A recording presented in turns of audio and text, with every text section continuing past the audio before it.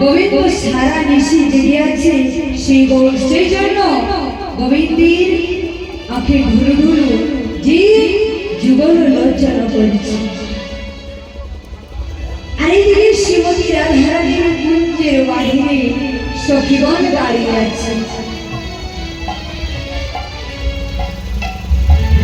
আর এই পথে চলে যাচ্ছে প্রাণবধূ। আরে দেখছি কি গোবিন্দ ওখানে ঘুমে ঢুলু ঢুলু করে আরে চলে যাচ্ছে। সারা নিশ্চয় জায়গা হয়েছে তো ওখানে ঘুমে ঢুলু ঢুলু করে চলে আসছে। দেখছি সখীগণ কি নাগরে ঘরে ঘুমে ঢুলু ঢুলু করে চলে আসছে।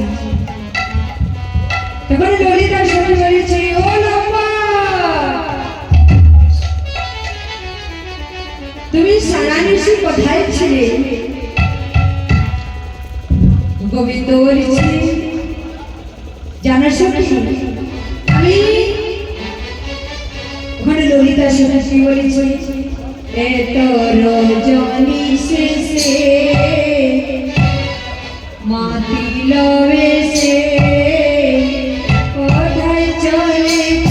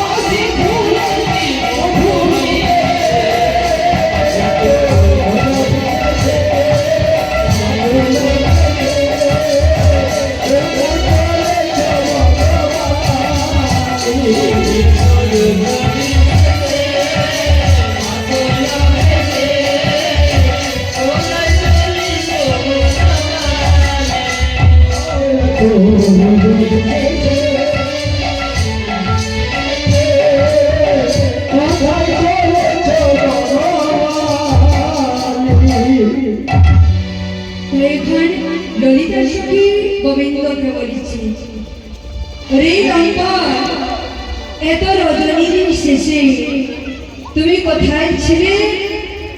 আর এখানে যে ঘুমে ঘুমে ঢুকে ঢুকে করে তুমি এখানে এসেছো, সারা নিশিতে তুমি কোথায় ছিলে? তখন কি বললি, ফিরে যাও হেরো সময় হয়ে গেল অসময়। বাসি ফুলে কি মধু মিলে? মিলে না।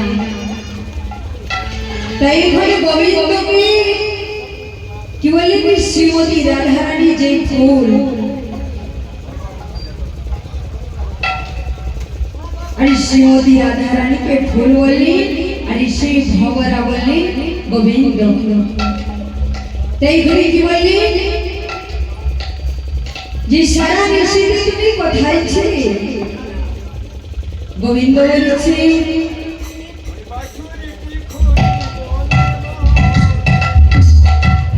বাছুরিটি খুঁজে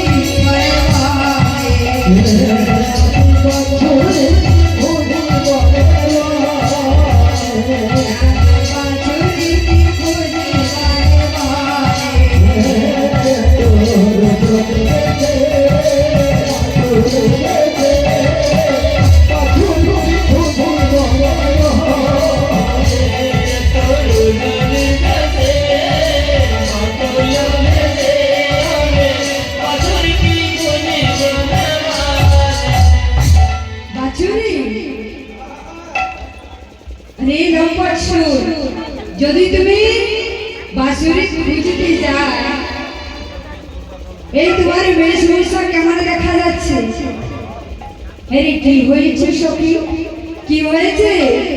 আরে এক রাত্রিতে তুমি যে এখানে ফর্সা হয়ে গেছে। কালো মানুষ ফর্সা হয়ে যায়, তাহলে মানে চিন্তা হবে না? কালো ছেলে এখন কেন ফর্সা হলো? বলেছি তুমি তো কালো ছিলে, কিন্তু এখন তুমি ফর্সা হয়ে গেছে। এই কি ব্যাপার আছে? বল অন্ধকার রাতে ঘরে ছিল সেজন্য ফর্সা হয়েছে।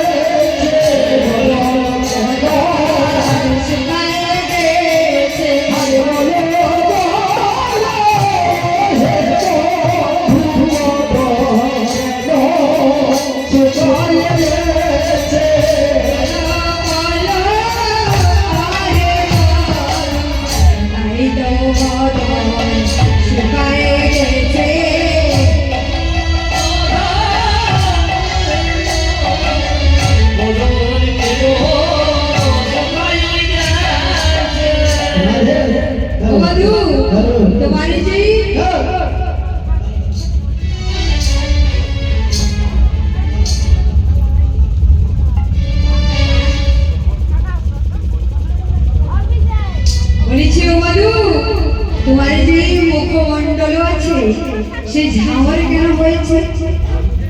হ্যাঁ বলো বলো, কি বলবো বন্ধু?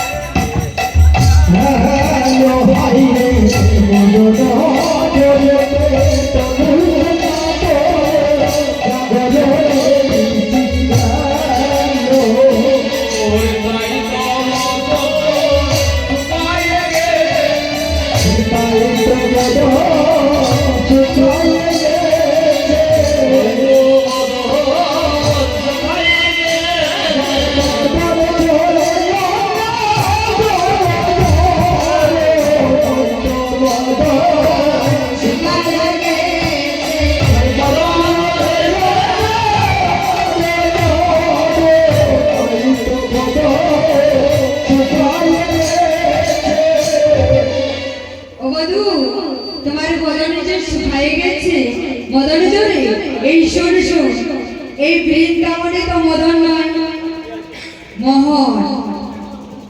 এই বৃন্দাবনে মোহন আছে, মদন নয়। দাঁড়িয়ে আছে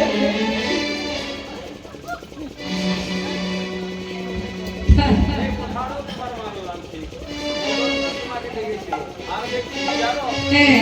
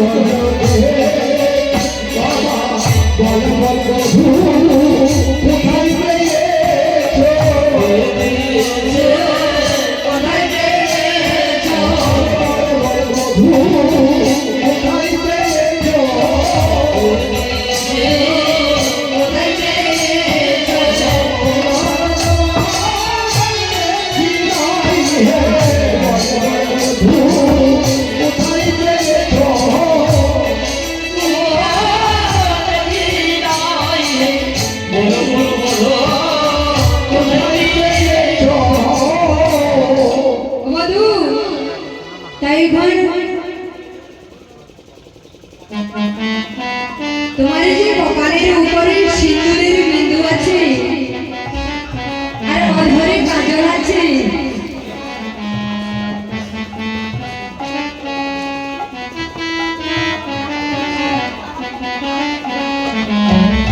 সেই সিঁদুরের দাগ আর অধরে যে কাজল আছে সেইকে দিয়েছে বলো তো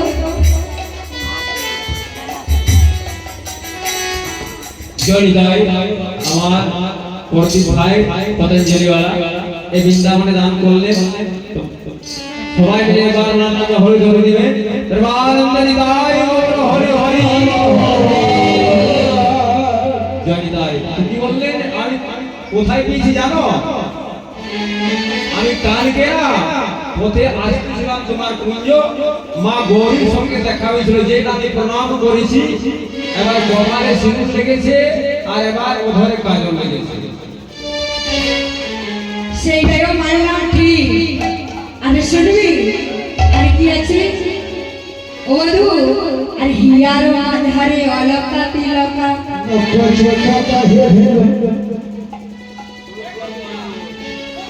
আমার হৃদয়ে নখচিহ্ন নেই আমি যে বেল পুষ্প তুলতে গিয়েছিলাম না বেল পাতা ওই বেলের কাটার দাগ লেগেছে আমার হৃদয়ে কঙ্কনের দাগ নই তুমি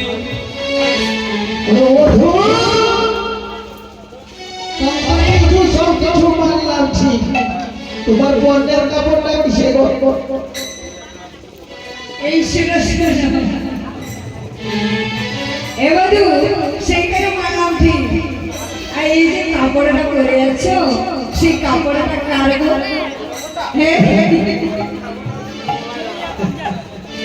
বলা দাদা হ্যাঁ গো তোমার বলা দাদা কি সাড়ে জমেছে কাপড় হ্যাঁ রে এ মধু শোন শোন তোমরা কি রাত্রিবেলায় কাপড় খুলে খুলে ঘুমাচ্ছ না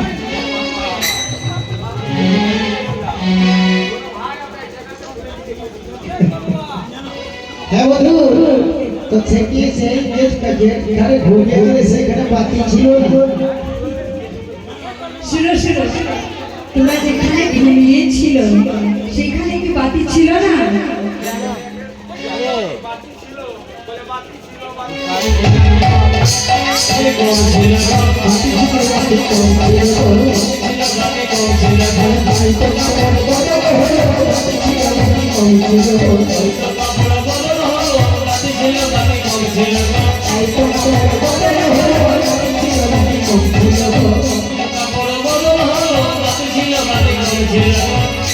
এই শুনো শুনো বাতি কম ছিল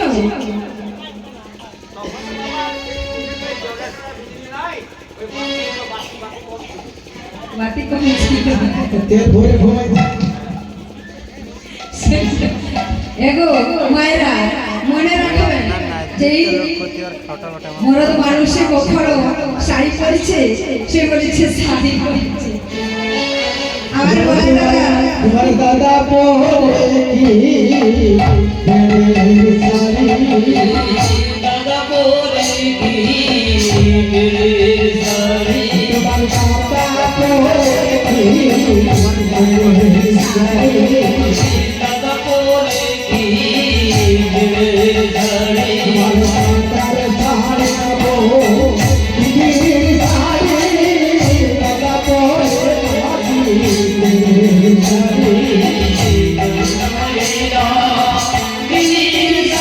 সারি দাদা পরে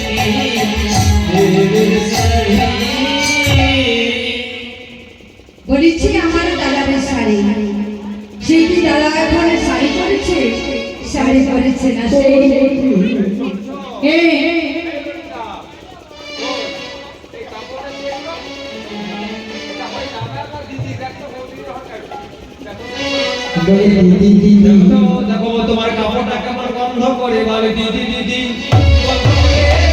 দিদি গন্ধ করে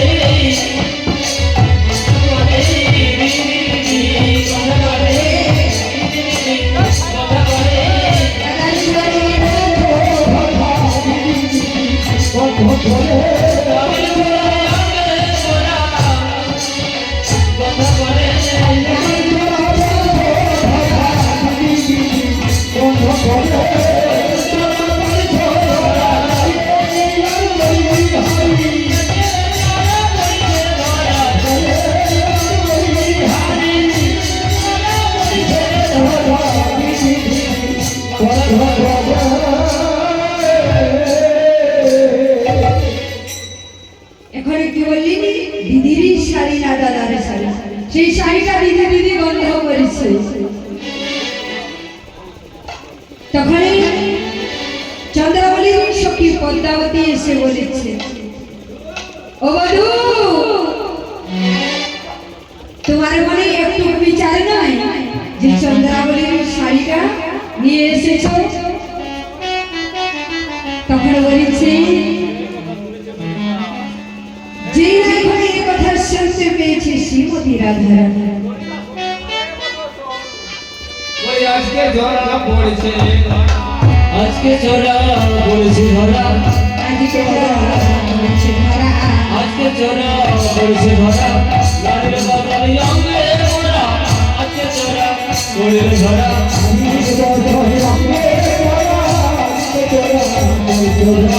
লালের বাগানে অঙ্গে মোরা আজকে চোরা পড়েছে ধরা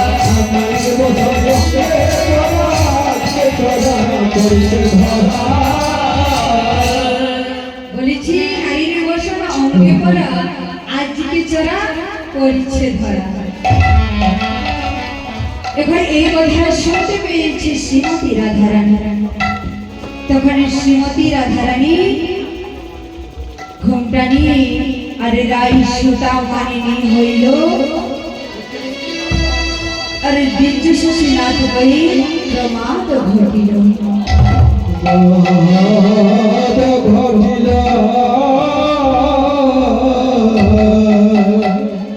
শ্রীমতী রাধারানী এখানে ঘোমটা নিয়ে আর কুঞ্জের ভিতরে মান করে বসে আছে।